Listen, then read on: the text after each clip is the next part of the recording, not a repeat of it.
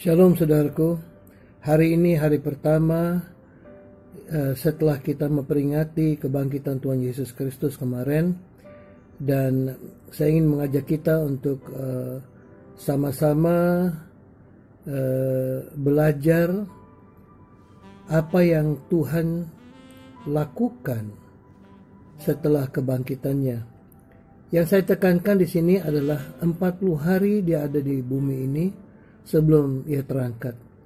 Dan apa yang dilakukan, mari kita melihatnya dalam khotbah seri. Selama 40 hari Yesus ada di muka bumi secara alkitabiah. Mari kita berdoa. Kami bersyukur hari ini kami boleh memulai seri ini Tuhan, bersama dengan kuasa roh dan firman-Mu. Biarlah kami boleh mengerti dalam segala perjalanan Yesus Kristus di muka bumi ini selama 40 hari sebelum ia terangkat. Dan jadikanlah ini suatu kesaksian bagi kami untuk kami boleh menjalankan perjalanan iman kami selanjutnya. Dalam nama Yesus kami berdoa. Amin. Mari kita mulai dari Kisah Rasul 1 ayat 1-3. Demikian firman Tuhan. Hai Theophilus, dalam bukuku yang pertama, aku menulis tentang segala sesuatu yang dikerjakan dan diajarkan Yesus, sampai pada hari ia terangkat. Sebelum itu ia telah memberi perintahnya oleh Roh Kudus kepada rasul-rasul yang dipilihnya. Kepada mereka ia menunjukkan dirinya setelah penderitaannya selesai. Dan dengan banyak tanda ia membuktikan bahwa ia hidup. Sebab selama 40 hari ia berulang-ulang menampakkan diri dan berbicara kepada mereka tentang kerajaan Allah.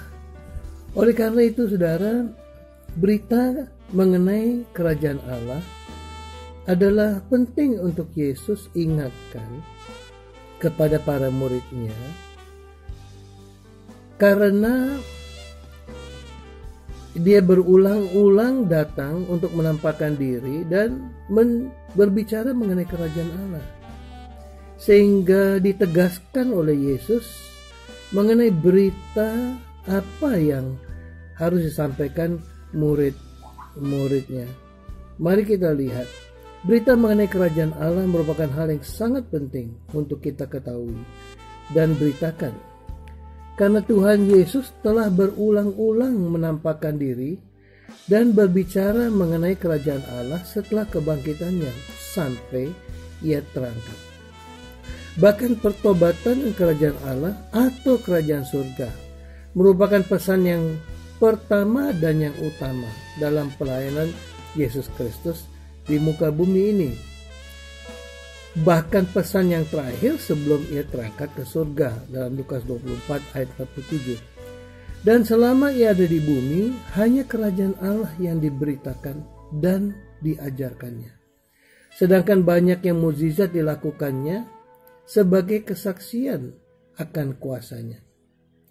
Jadi kita bisa ambil kesimpulan bahwa berita inilah yang paling penting dalam Injil, yaitu bertobatlah sebab kerajaan Allah, kerajaan surga sudah dekat. Matius 4 ayat 17. Dalam Matius 4 ayat 23, Yesus pun berkeliling di seluruh Galilea. Ia mengajar dalam rumah-rumah ibadat dan memberitakan Injil kerajaan Allah, serta melenyapkan segala penyakit dan kelemahan di antara bangsa itu. Dalam Markus 1 ayat 15, katanya, waktunya telah genap, kerajaan Allah sudah dekat. Bertobatlah dan percaya kepada Injil. Dalam Lukas 4 ayat 43. Tetapi ia berkata kepada mereka, juga di kota-kota lain aku harus memberitakan Injil kerajaan Allah, sebab untuk itulah aku diutus. Lukas 8 ayat 1. Tidak lama sesudah itu, Yesus berjalan berkeliling dari kota ke kota dan dari desa ke desa, memberitakan Injil kerajaan Allah.